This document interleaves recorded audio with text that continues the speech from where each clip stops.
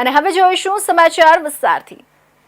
સુરતમાં આજે ગુજરાત પોલીસ ભરતી બોર્ડ દ્વારા આયોજિત લોકરક્ષક દળ LRDની લેખિત પરીક્ષા શાંતિપૂર્ણ અને સુચારુ માહોલમાં યોજાઈ હતી।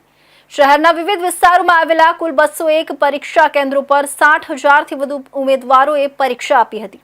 પરીક્ષાને લઈને પોલીસ વિભાગ, જિલ્લા વહીવટી તંત્ર અને શિક્ષણ વિભાગ દ્વારા ચુસ્ત આયોજન કરવામાં આવ્યું હતું।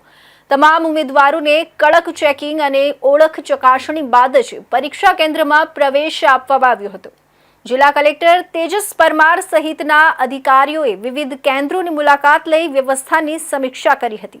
ગુજરાત પોલીસ ભરતી બોર્ડ દ્વારા આયોજિત લોકરક્ષક દળની લેખિત પરીક્ષાને લઈને સુરત શહેરમાં વહેલી સવારથી જ ઉમેદવારોની અવરજવર જોવા મળી હતી। શહેરના કુલ 201 પરીક્ષા કેન્દ્રો પર 60,000થી વધુ ઉમેદવારો પરીક્ષા આપવા પહોંચ્યા હતા। પરીક્ષા દરમિયાન કોઈ પણ પ્રકારની ગેરરીતિ ન સર્જાય તે માટે તમામ કેન્દ્રો પર કડક સુરક્ષા વ્યવસ્થા ગોઠવવામાં આવી હતી। ઉમેદવારોના એડમિટ કાર્ડ, ઓળખપત્ર અને અન્ય જરૂરી દસ્તાવેજોની ચકાસણી કર્યા બાદ જ તેમને પરીક્ષા કેન્દ્રમાં પ્રવેશ આપવામાં આવ્યો હતો। મોબાઈલ ફોન, સ્માર્ટ વોચ સહિતની પ્રતિબંધિત વસ્તુઓ પર સંપૂર્ણ પ્રતિબંધ મૂકવામાં આવ્યો હતો। પરીક્ષાની પારદર્શિતા અને નિષ્પક્ષતા જળવાઈ રહે તે માટે તમામ કેન્દ્રો પર સીસીટીવી કેમેરા મારફતે સતત મોનિટરિંગ કરવામાં આવ્યું હતું। ઉપરાંત જિલ્લા વહીવટી તંત્ર, શિક્ષણ વિભાગ અને પોલીસ વિભાગના અધિકારીઓ દ્વારા વિવિધ પરીક્ષા કેન્દ્રોની મુલાકાત લઈને વ્યવસ્થાની સમીક્ષા કરવામાં આવી હતી। સુરત જિલ્લા કલેક્ટર તેજસ પરમારે પણ વિવિધ પરીક્ષા કેન્દ્રોની મુલાકાત લઈ ઉમેદવારો માટે કરવામાં આવેલી સુવિધાઓ અને સુરક્ષા વ્યવસ્થાની માહિતી મેળવી હતી। પરીક્ષા દરમિયાન કોઈ અનિચ્છનીય બનાવ ન બને તે માટે સમગ્ર દિવસ દરમિયાન તંત્ર એલર્ટ મોડમાં રહ્યું હતું। 60,000થી વધુ ઉમેદવારો માટે મહત્વપૂર્ણ ગણાતી આ ભરતી પરીક્ષા સુરતમાં શાંતિપૂર્ણ વાતાવરણમાં પૂર્ણ થઈ હતી। પરીક્ષા દરમિયાન કોઈ મોટી ગેરરીતિ કે અપ્રિય ઘટના સામે આવી ન હતી। પરીક્ષા સફળતાપૂર્વક પૂર્ણ થતા ઉમેદવારો અને તેમના પરિવારજનોમાં પણ સંતોષની લાગણી જોવા મળી હતી। ગુજરાત પોલીસમાં જોડાવાનું સ્વપ્ન લઈને હજારો ઉમેદવારોએ આ પરીક્ષા આપી હતી। ત્યારે હવે ઉમેદવારોની નજર આગામી પરિણામ અને ભરતી પ્રક્રિયાના આગળના તબક્કા પર કેન્દ્રિત થઈ છે। સુરત શહેરમાં આજે ગુજરાત પોલીસ ભરતી બોર્ડ દ્વારા આયોજિત લોકરક્ષક કેડર LRDની લેખિત પરીક્ષા 2026 દરમિયાન કેટલાક ઉમેદવારોને કોલ લેટર, પરીક્ષા કેન્દ્ર અને સમયસર પહોંચવા જેવી મુશ્કેલીઓનો સામનો કરવો પડ્યો હતો। પરંતુ સુરત શહેર પોલીસે માનવતાનું ઉત્તમ ઉદાહરણ પૂરું પાડતા અનેક ઉમેદવારોને સમયસર મદદ કરી તેમની પરીક્ષા બચાવી લીધી હતી। લસકાણા, રાંદેર, પાલ અને ખટોદરા પોલીસ સ્ટેશનની ટીમોએ ઉમેદવારોને પરીક્ષા કેન્દ્ર સુધી પહોંચાડવાની લઈને કોલ લેટરની વ્યવસ્થા કરવા સુધીની કામગીરી કરી હતી। ગુજરાત પોલીસ ભરતી બોર્ડ દ્વારા આજે રાજ્યભરમાં લોકરક્ષક કેડરની લેખિત પરીક્ષા યોજાઈ હતી। સુરત શહેરમાં પણ હજારો ઉમેદવારો પરીક્ષા આપવા માટે વિવિધ કેન્દ્રો પર પહોંચ્યા હતા। આ દરમિયાન કેટલાક ઉમેદવારોને પરીક્ષા કેન્દ્ર અંગે મૂંઝવણ, કોલ લેટર ખોવાઈ જવું તેમજ પ્રિન્ટ ન હોવા જેવી સમસ્યાઓનો સામનો કરવો પડ્યો હતો। લસકાણા પોલીસ સ્ટેશન વિસ્તારમાં એક મહિલા ઉમેદવાર ભૂલથી પોતાના નિર્ધારિત પરીક્ષા કેન્દ્રના બદલે અન્ય કેન્દ્ર પર પહોંચી ગઈ હતી। સમય ખૂબ ઓછો હોવા છતાં લસકાણા પોલીસ સ્ટેશનની ટીમે તાત્કાલિક સરકારી વાહનની વ્યવસ્થા કરી અને અંદાજે 18 કિલોમીટરનું અંતર કાપીને ઉમેદવારને તેના સાચા પરીક્ષા કેન્દ્ર સુધી સમયસર પહોંચાડી હતી। બીજી તરફ રાંદેર પોલીસ સ્ટેશન વિસ્તારમાં એક ઉમેદવાર પરીક્ષા કેન્દ્ર અંગે મૂંઝવણમાં મુકાઈ હતી। માહિતી મળતા જ રાંદેર પોલીસ સ્ટેશનની ટીમે PCR વાનની મદદથી ઉમેદવારને યોગ્ય પરીક્ષા કેન્દ્ર સુધી પહોંચાડી તેની પરીક્ષા સમયસર અપાવી હતી। પાલ પોલીસ સ્ટેશનમાં એક ઉમેદવારનું કોલ લેટર રસ્તામાં ખોવાઈ ગયું હતું। ઘટનાની જાણ થતાં પોલીસ કર્મચારીઓએ ઉમેદવારને પોલીસ સ્ટેશન ખાતે લાવી તેના મોબાઈલમાં રહેલી ડિજિટલ કોપીના આધારે કોલ લેટરની નવી પ્રિન્ટ કાઢી આપી હતી। ત્યારબાદ સરકારી વાહનમાં ઉમેદવારને પરીક્ષા કેન્દ્ર સુધી પહોંચાડવામાં આવ્યો હતો। આ ઉપરાંત ખટોદરા પોલીસ સ્ટેશન વિસ્તારમાં પણ એક ઉમેદવાર પાસે કોલ લેટરની પ્રિન્ટ ઉપલબ્ધ ન હતી। રવિવાર હોવાના કારણે ઝેરોક્સની દુકાનો બંધ હોવાથી મુશ્કેલી સર્જાઈ હતી। ત્યારે પોલીસ કર્મચારીઓએ પોલીસ સ્ટેશનમાંથી જ કોલ લેટરની પ્રિન્ટ કાઢી આપી ઉમેદવારને સમયસર પરીક્ષા કેન્દ્ર સુધી પહોંચાડ્યો હતો। સુરત શહેર પોલીસની આ માનવતાભરી કામગીરીને કારણે અનેક ઉમેદવારોનું 1 વર્ષનું પરિશ્રમ વ્યર્થ જતું અટક્યું હતું। ઉમેદવારો અને તેમના પરિવારજનોએ પોલીસની આ મદદ બદલ આભાર વ્યક્ત કર્યો હતો.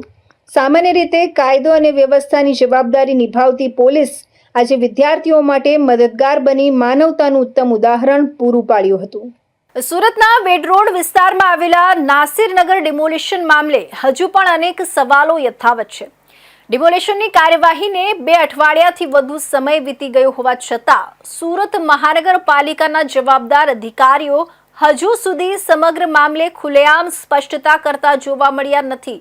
બીજી તરફ સ્થાનિકોના જણાવ્યા મુજબ આ કાર્યવાહીમાં અંદાજે 100 જેટલા મકાનો તોડી પાડવામાં આવ્યા હતા, જેના કારણે અનેક પરિવારો બેઘર બન્યા છે. આ સમગ્ર ઘટનાને લોકો ભૂતિયા ડિમોલિશન તરીકે પણ ઓળખાવી રહ્યા છે.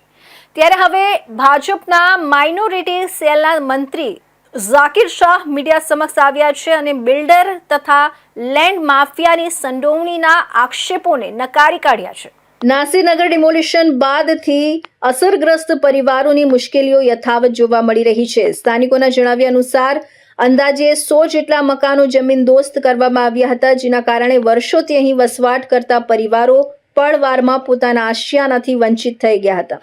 અનેક પરિવારો આજે પણ ખુલ્લા આકાશ નીચે અથવા અન્ય સ્થળોએ આશ્રય લેવા મજબૂર બન્યા છે.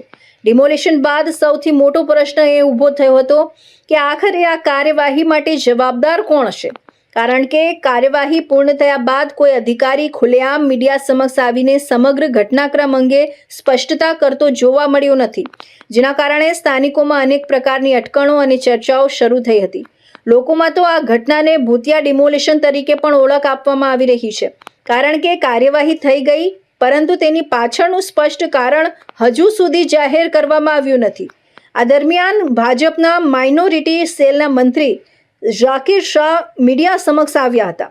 હવે ડિમોલેશન તો થઈ ગયું, હવે જે પણ છે અમારી પહેલાં પણ સરકારે ડિમોલેશન થયું છે ને એમાંથી ડાયરેક્ટ ચંદ્રશેખર આઝાદ બ્રિજ નીકળ્યું, ત્યાં 90% ઝુંપડપટ્ટી અમારી ડિમોલેશન થયું ને બધાને એક ફેમિલીને આપણે ઘર આપણે સરકાર તરફથી ફાળવ્યું છે, સરકારે ફાળવ્યું છે ને અમારી બધાની છે ને આજે બધા બેસ્તાન આવાસની અંદર બધા ખુશ છે.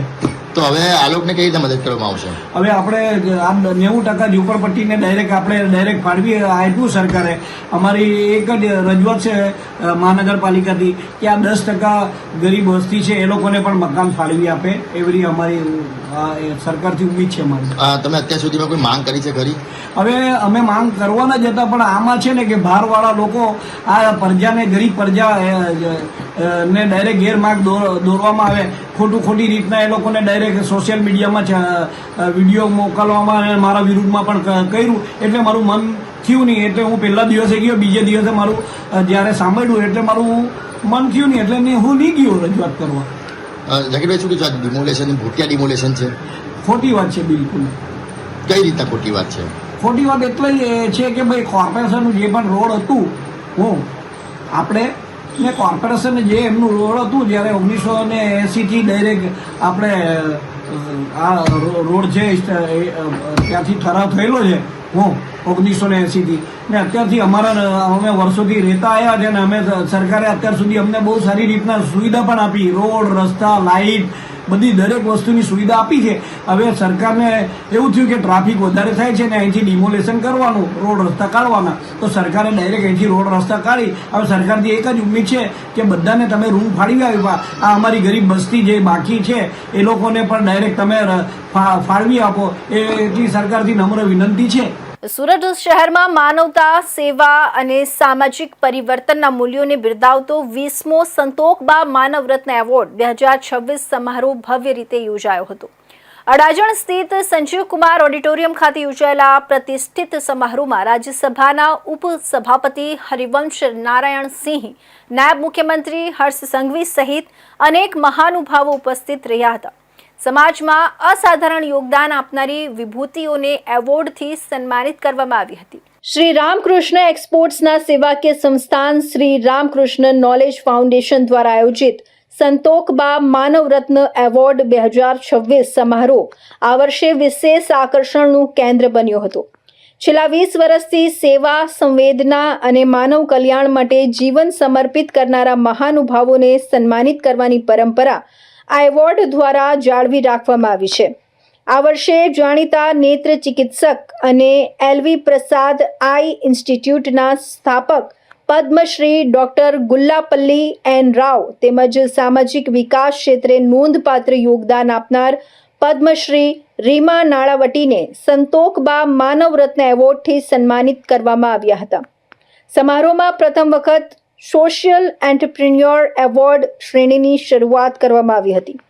આ નવી પહેલ હેઠળ દિવ્યાંગોના સશક્તિકરણ અને પર્યાવરણ મૈત્રી ઉદ્યોગ ક્ષેત્રે અનોખું યોગદાન આપનાર બોલાન્ટ ઇન્ડસ્ટ્રીઝના સ્થાપક શ્રીકાંત બોલ્લાનું સન્માન કરવામાં આવ્યું હતું.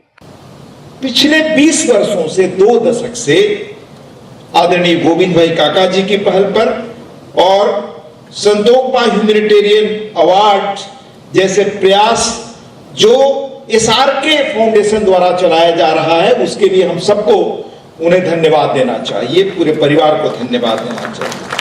ये सम्मान किन लोगों का है? जैसे मैंने बताया कि निस्वार्थ समर्पण के साथ जो मानवता की सेवा कर रहे हैं. વ્યક્તિ સફળતા પ્રાપ્ત કર્યા પછી સોશિયલ મીડિયાના જમાનામાં અમે અનેક કિસ્સાઓ એવા બી જોયા છે કે જેમના માતા પિતાએ દીકરા દીકરીને સફળ બનાવવા માટે આખું જીવન ઘસી નાખ્યું હોય અને એવા જ દીકરા દીકરી જ્યારે સફળ થાય ત્યારે માતા પિતાને વૃદ્ધાશ્રમના દરવાજા દેખાડતા હોય છે.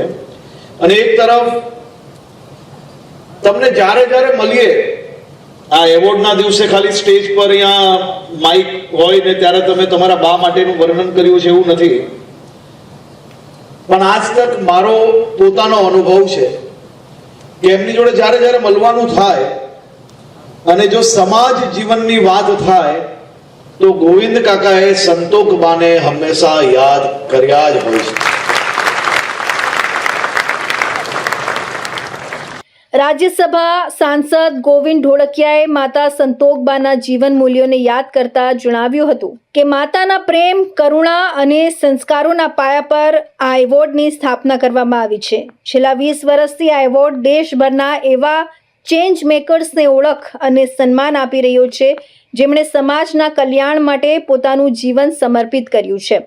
આ કાર્યક્રમમાં સાંસદ મુકેશ દલાલ, મેયર માયાબેન માવાણી, વૈજ્ઞાનિકો, ઉદ્યોગપતિઓ, સમાજ શ્રેષ્ઠીઓ તેમજ વિવિધ સંસ્થાઓના પ્રતિનિધિઓ મોટી સંખ્યામાં ઉપસ્થિત રહ્યા હતા. સમગ્ર કાર્યક્રમ માનવતા, સેવા અને સામાજિક જવાબદારીના મૂલ્યોને સમર્પિત રહ્યું હતું. તો હવે સમય છે એક વિરામનો.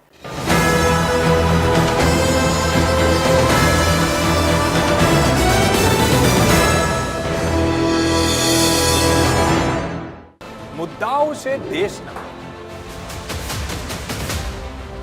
પેનલ પર થશે ચર્ચા, વાતમાં થશે સ્પષ્ટ સંવાદ.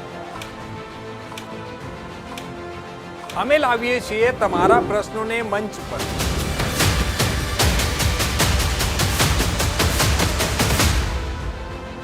કેમ કે સમસ્યા તમારી, લડત અમારી. જુઓ મારી સાથે ફક્ત इंडिया न्यूज गुजरात पर.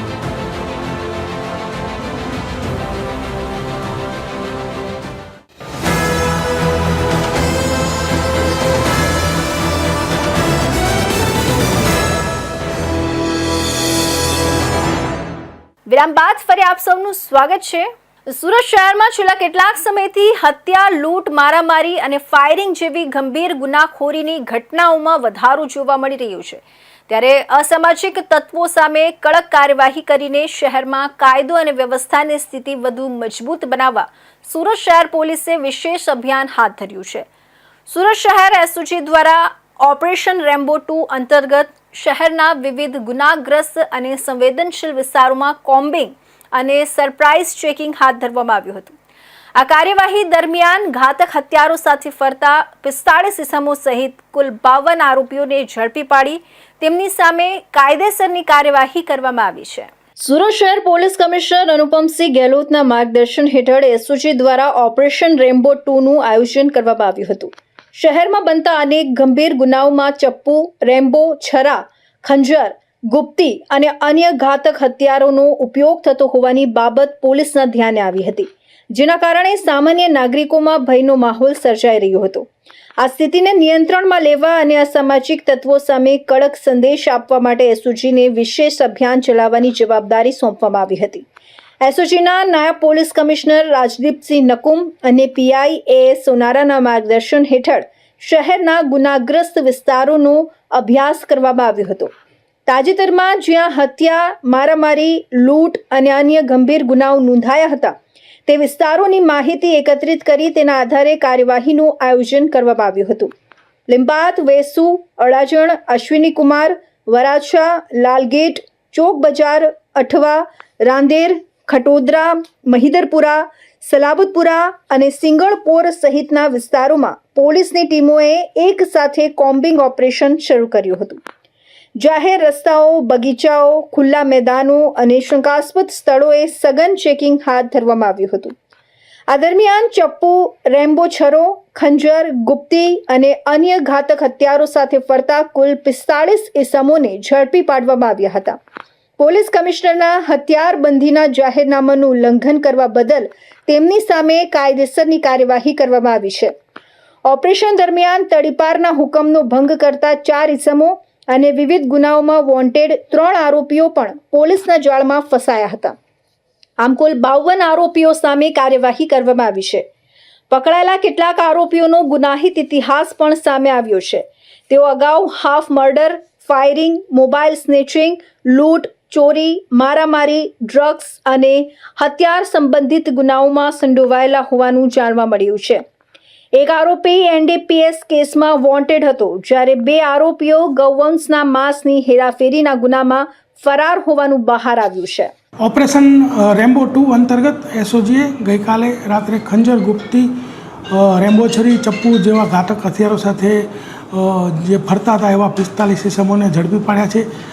તદુપરાંત તડીપાર ભંગ જે છે એના 4 કેસો કરેલા છે.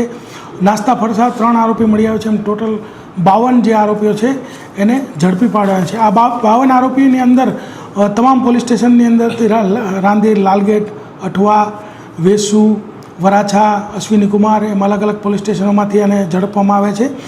અને ગૌવંશના માંસની હેરાફેરીના ગુનામાં નાસ્તા ફરતા 2, NDPSના ગુનામાં નાસ્તો ફરતો 1, તડીપાર ભંગના 4 અને GP 135ના 45 જે છે એ કેસો કરવામાં આવ્યા છે. અને આવા જે કુખાર આરોપીઓ જાહેરમાં ફરતા હોય અને ભયનું વાતાવરણ ઊભું કરે અને ગુનાઓ ન આચરે એના માટે સમગ્ર શહેરમાં આ ડ્રાઈવ ચાલી રહી છે. અને ડ્રાઈવ અંતર્ગત એસઓજીએ ઓપરેશન રેમ્બો 2 અંતર્ગત આ તમામ ઇસમોને ઝડપીને કાયદેસર કાર્યવાહી કરેલ છે. ગાંધીના ગુજરાતમાં દારૂબંધીના લીરા ઉડાવતી વધુ એક ચોંકાવનારી ઘટના ડાયમંડ સિટી સુરતમાંથી સામે આવી છે. અઠવાગેટ જેવા અતિ વ્યસ્ત વિસ્તારમાં મોડી રાત્રે કાયદાના રક્ષકે જ કાયદાના ધજાગરા ઉડાડ્યા હતા. દારૂના નશામાં ધૂત એક પોલીસ કર્મીએ પોતાની સ્વિફ્ટ કાર પૂરપાટ ઝડપે દોડાવીને આગળ જતી BRTS બસની પાછળ જોરદાર ટક્કર મારી હતી. અકસ્માત એટલો ભયાનક હતો કે કારનો આગળનો ભાગનો કચ્ચળઘાડ નીકળી ગયો હતો. એટલું જ નહીં, અકસ્માત બાદ એએસઆઈને બોલવાના ફાંફા પડી રહ્યા હતા. સ્થાનિકે કહ્યું કે કોન્સ્ટેબલ છો, તો કહ્યું કે કોન્સ્ટેબલ નથી. જો કે સદનસીબે આ ઘટનામાં કોઈ જાનહાનિ થઈ નથી. સ્થાનિક લોકોના જણાવ્યા અનુસાર અકસ્માત સર્જનાર પોલીસ કર્મી એટલો બધો નશામાં ચૂર હતો કે અકસ્માત કર્યા પછી પણ તેને કોઈ ભાન નહોતું. તે કારમાંથી જાહેર રસ્તા પર જ લોકો સામે લવારા કરવા લાગ્યો હતો. અકસ્માત થતાં જ આસપાસથી પસાર થતા લોકો અને સ્થાનિક રહીશોના મોટા ટોળાઓ ઘટના સ્થળે એકત્ર થઈ ગયા હતા. પોલીસ જવાન સતત એક જ રટણ કરતો હતો કે હું કોન્સ્ટેબલ નથી, તૈયાર છું. ટોળાએ જ્યારે અકસ્માત કરનાર સ્વિફ્ટ કારની અંદર તપાસ કરી ત્યારે લોકો પણ ચોંકી ગયા હતા. કારની પાછળની સીટ પરથી પોલીસની ઓફિશિયલ વર્દી અને બેલ્ટ મળી આવ્યા હતા. આ વર્દી પર લાગેલી નેમ પ્લેટ પર Ajaybhai H. Patel ASI number 2559 Surat શહેર લખેલું હતું. એટલું જ નહીં, કારની અંદરથી દારૂની એક બોટલ અને પ્લાસ્ટિકનો ગ્લાસ પણ મળી આવ્યો હતો, જે દર્શાવે છે કે પોલીસ કર્મી ચાલુ ગાડીએ નશો કરી રહ્યો હતો. આ સમગ્ર મામલે ઉમરા પોલીસ પાસેથી મળતી માહિતી પ્રમાણે અકસ્માત કરનાર વ્યક્તિ ખરેખર પોલીસ વિભાગનો જ કર્મચારી છે અને તે અકસ્માત સમયે નશાની હાલતમાં હતો. પ્રાથમિક તપાસમાં જાણવા મળ્યું છે કે તેનું નામ અજય પટેલ છે અને તે છેલ્લા 5 વર્ષથી સુરત પોલીસ હેડક્વાર્ટરમાં એએસઆઈ તરીકે ફરજ બજાવી રહ્યો છે. હાલમાં ઉમરા પોલીસે નશાખોર એએસઆઈ અજય પટેલની અટકાયત કરી લીધી છે અને તેની સામે પ્રોહિબિશન એક્ટ તથા અકસ્માત અંગે કાયદેસરની કડક કાર્યવાહી હાથ ધરી છે. જોકે આ ઘટનાને પગલે સુરત પોલીસની છબી ખરડાઈ છે અને લોકો કાયદાના પાલન કરાવનારાઓની આવી કરતૂતો પર ફિટકાર વરસાવી રહ્યા છે.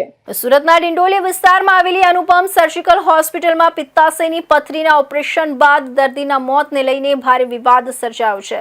સચિન વિસ્તારના રહેવાસી ધરમવીરસિંહ નામના દર્દીનું સર્જરી બાદ શંકાસ્પદ સંજોગોમાં મોત નિપજતા પરિવારજનોએ હોસ્પિટલ તંત્ર અને તબીબ પર ગંભીર બેદરકારીના આક્ષેપો કર્યા છે. મૃતદેહને હોસ્પિટલ બહાર મૂકી પરિવારજનોએ વિરોધ નોંધાવતા હોસ્પિટલ પરિસરમાં તંગદિલીનો માહોલ સર્જાયો હતો. બીજી તરફ હોસ્પિટલના તબીબે તમામ આક્ષેપોને નકારી કાઢી દર્દીનું મોત સડન કાર્ડિયાક અરેસ્ટના કારણે થયું હોવાનું જણાવ્યું છે. સમગ્ર મામલે ડિંડોલી પોલીસે તપાસ શરૂ કરી છે. સચિન વિસ્તારના રહેવાસી ધરમવીરસિંહને પિત્તાશયમાં 10 mmની પથરી હોવાના કારણે અસહ્ય દુખાવો ઉપડતા તેમને ડિંડોલી 60 પોઈન્ટ નજીક આવેલી અનુપમ સર્જિકલ હોસ્પિટલમાં સારવાર માટે દાખલ કરવામાં આવ્યા હતા. પરિવારના જણાવ્યા મુજબ હોસ્પિટલમાં દાખલ કરતી વખતે ડોક્ટર દ્વારા તમામ રિપોર્ટ સામાન્ય હોવાનું જણાવવામાં આવ્યું હતું. ત્યારબાદ સાંજના સમયે દર્દીની સર્જરી કરવામાં આવી હતી. જોકે સર્જરી બાદ રાત્રિના સમયે અચાનક દર્દીના મોતની જાણ થતાં પરિવારજનોમાં ભારે રોષ ફાટી નીકળ્યો હતો. પરિવારજનોએ આક્ષેપ કર્યો હતો કે ઓપરેશન બાદ દર્દીની તબિયત અંગે તેમને યોગ્ય અને સમયસર માહિતી આપવામાં આવી નહોતી. દર્દીના મોત બાદ પરિવારજનોએ પેનલ પોસ્ટમોર્ટમની માંગણી કરી હતી અને બાદમાં મૃતદેહને હોસ્પિટલ બહાર રાખી વિરોધ પ્રદર્શન કર્યું હતું. ये हमारे मामा थे धर्मवीर सिंह, इनका एक पथरी का ऑपरेशन करना था, तो डॉक्टर साहब बोले थे कि कल ऑपरेशन होगा, तो बोले 5 बजे ऑपरेशन होगा. रिपोर्ट कराए, 9 रिपोर्ट कराया हम लोगों ने. रिपोर्ट में नॉर्मल दिखाए कि सब बराबर है, तो इन लोगों ने रिपोर्ट निकाला, बोले कि 5 बजे ऑपरेशन होगा. 5:30 बजे ऑपरेशन किए, फिर उसके बाद वो बोले कि नॉर्मल है, सब नॉर्मल है. ऑपरेशन करने के बाद 8:30 बजे फिर बोलते हैं आधे 10-15 मिनट बाद कि उनको अटैक आ गया. तो डॉक्टर साहब यहाँ से चले गए. यहाँ कोई भी स्टाफ नहीं था. अभी आपकी मांग क्या है? मांग एक डॉक्टर साहब आके स्वीकार करें कि ऐसा गलती हुआ है, जो भी सही हुआ है उसके बाद हम बॉडी स्वीकार करेंगे. પેશન્ટ સચિન બાજુથી આવ્યા હતા અહીંયા અનુપમ હોસ્પિટલ આપણે 60 પોઈન્ટ છે ડિંડોલી પોલીસ સ્ટેશન વિસ્તારમાં, ત્યાં આવેલ હતા. જેમનું પથરીનું ઓપરેશન રાતે 8:30ની આસપાસ કરાવેલું હોય, તે ઓપરેશન બાદ દર્દી ભાનમાં નહીં આવેલ, જે બાબતે પરિવારને શંકા જતા તેઓએ તાત્કાલિક ધોરણે પોલીસને જાણ કરેલ.